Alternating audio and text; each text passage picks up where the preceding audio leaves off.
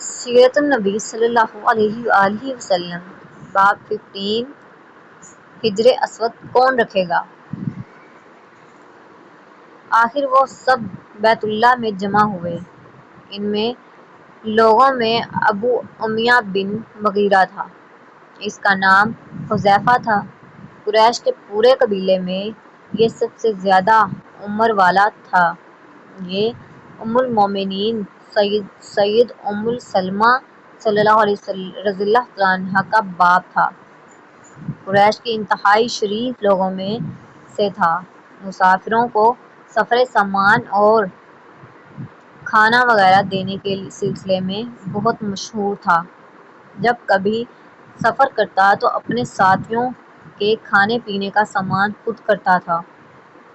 اس وقت اس شدید جھگڑے کو ختم کرنے کے لیے اس نے ایک حل پیش کیا اور اس نے سب سے کہا، اے قریش کے لوگو، اپنا جھگڑا ختم کرنے کے لیے تم یوں کرو کہ حرم کے صفا نامی دروازے سے جو شخص سب سے پہلے داخل ہو اس سے فیصلہ کرا لو۔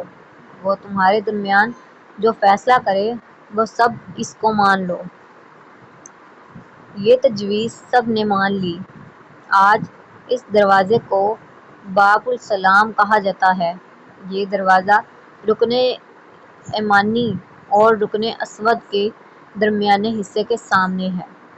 اللہ کی قدرت کہ اس دروازے سے سب سے پہلے حضور نبی صلی اللہ علیہ وسلم تشریف لائے۔ قریش نے جیسے ہی آپ کو دیکھا پکار اٹھے، یہ تو امین ہیں، یہ تو محمد ہیں، ہم ان پر راضی ہیں۔ اور ان کے ایسا کہنے کی وجہ یہ تھی کہ قریش اپنے آپس کے جھگڑوں کے فیصلے آپ ہی سے کرایا کرتے تھے۔ آپ کسی کے بے جا حمایت نہیں کرتے تھے، نہ بلا وجہ کسی کی مخالفت کرتے تھے۔ پھر ان لوگوں نے اپنے جھگڑے کی تفصیل آپ کو سنائی۔ ساری تفصیل سن کر آپ صلی اللہ علیہ وسلم نے فرمایا، ایک چادر لے آؤ۔ وہ لوگ چادر لے آئے۔ آپ صلی اللہ علیہ وسلم نے اس چادر کو بچھایا اور اپنے دست مبارک سے حجر اسود کو اٹھایا اور اٹھا کر اس چادر پر رکھ دیا۔ اس کے بعد آپ نے ارشاد فرمایا، ہر قبیلے کے لوگ اس چادر کو ایک ایک کنارہ پکڑ لیں، پھر سب مل کر اس کو اٹھائیں۔ انہوں نے ایسا ہی کیا۔ چادر کو اٹھائے ہوئے وہ اس مقام تک آ گئے جہاں حجر اسود کو رکھنا تھا۔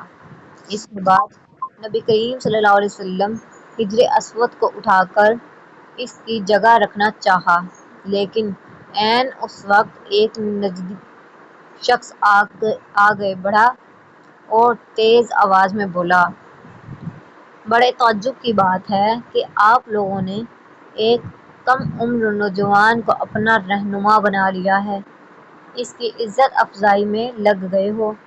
یاد رکھو، یہ شخص سب کو گروہوں میں تقسیم کر دے گا، تم لوگوں کو پارہ پارہ کر دے گا۔ قریب تھا کہ لوگوں میں اس کی باتوں سے ایک بار پھر جھگڑا ہو جائے، لیکن پھر خود ہی انہوں نے محسوس کر لیا کہ حضور صلی اللہ علیہ وسلم نے جو فیصلہ کیا ہے وہ لڑانے والا نہیں، لڑائی ختم کرنے والا ہے۔ چنانچہ حجر اسود کو نبی کریم صلی اللہ علیہ وسلم نے اپنے مبارک ہاتھوں سے اس کی جگہ پر رکھ دیا۔ مورخوں نے لکھا ہے کہ یہ نجدی شخص دراصل ابلیس تھا جو اس موقع پر انسانی شکل میں آیا تھا۔ جب کعبے کی تعمیر مکمل ہو گئی تو قریش نے اپنے بتوں کو پھر سے اس میں سجا دیا۔ کعبے کی یہ تعمیر جو قریش نے کی، چوتھی تعمیر تھی۔ سب سے پہلے کعبے کو فرشتوں نے بنایا تھا۔ بعض صحابہ نے فرمایا ہے کہ زمین و آسمان کو پیدا کرنے سے پہلے اللہ تعالیٰ کا عرش پانی کے اوپر تھا۔ جب عرش کو پانی پر ہونے کی وجہ سے حرکت ہوئی تو اس پر یہ کلمہ لکھا گیا، لا الہ الا اللہ محمد رسول اللہ، اللہ تعالیٰ کے سوا کوئی معبود نہیں، محمد صلی اللہ علیہ وسلم اللہ کے رسول ہیں۔ اس کلمے کے لکھے جانے کے بعد عرش کے ساکن ہو گیا۔ پھر جب اللہ تعالیٰ نے آسمانوں اور زمین کو پیدا کرنے کا ارادہ فرمایا تو اس نے پانی پر ہوا کو بھیجا۔ اس سے پانی میں موجیں اٹھنے لگیں اور بخارات اٹھنے لگے۔ اللہ تعالیٰ نے ان بخارات یعنی بھاپ سے آسمان کو پیدا فرمایا۔ پھر اللہ تعالیٰ نے کعبے کی جگہ سے پانی کو ہٹا دیا، جگہ خشک ہو گئی، چنانچہ یہی بیت اللہ کی جگہ ساری زمین کی اصل ہے اور اس کا مرکز ہے۔ یہی خشکی بڑھتے بڑھتے 7 براعظم بن گئی۔ جب زمین ظاہر ہو گئی تو اس پر پہاڑ قائم کیے گئے۔ زمین پر سب سے پہلا پہاڑ ابو قبیس ہے۔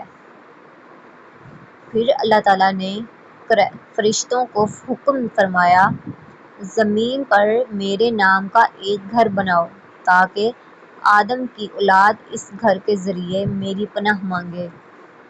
انسان اس گھر کا طواف کریں جس طرح تم نے میرے عرش کی گرد طواف کیا ہے تاکہ میں ان پر راضی ہو جاؤں۔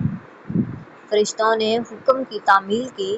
پھر آدم نے خانہ کعبہ کی تعمیر شروع کی۔ اس کے بعد حضرت آدم علیہ السلام نے خانہ کعبہ کی تعمیر کی۔ اس طرح قریش کے ہاتھوں یہ تعمیر چوتھی بار ہوئی تھی۔ حضور اکرم صلی اللہ علیہ وسلم کی عمر مبارک 40 کے قریب ہوئی تو وحی کے آثار شروع ہو گئے۔ اس سلسلے میں سب سے پہلے آپ کو سچے خواب دکھائی دینے لگے۔ آپ جو خواب دیکھتے وہ حقیقت بن کر سامنے آ جاتا۔ اللہ تعالیٰ نے سچے خوابوں کا سلسلہ اس لیے شروع کیا کہ اچانک فرشتے کی آمد سے کہیں آپ خوفزدہ نہ ہو جائیں۔ ان دنوں ایک بار آپ نے سیدہ خدیجہ رضی اللہ تعالیٰ عنہا سے فرمایا، جب میں تنہائی میں جا کر بیٹھتا ہوں تو مجھے آواز سنائی دیتی ہے، کوئی کہتا ہے اے محمد، اے محمد۔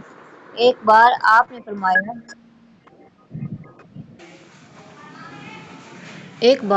نے فرمایا مجھے ایک نور نظر آتا ہے، یہ نور جاگنے کی حالت میں نظر آتا ہے، مجھے ڈر ہے اس کے نتیجے میں کوئی بات نہ پیش آ جائے۔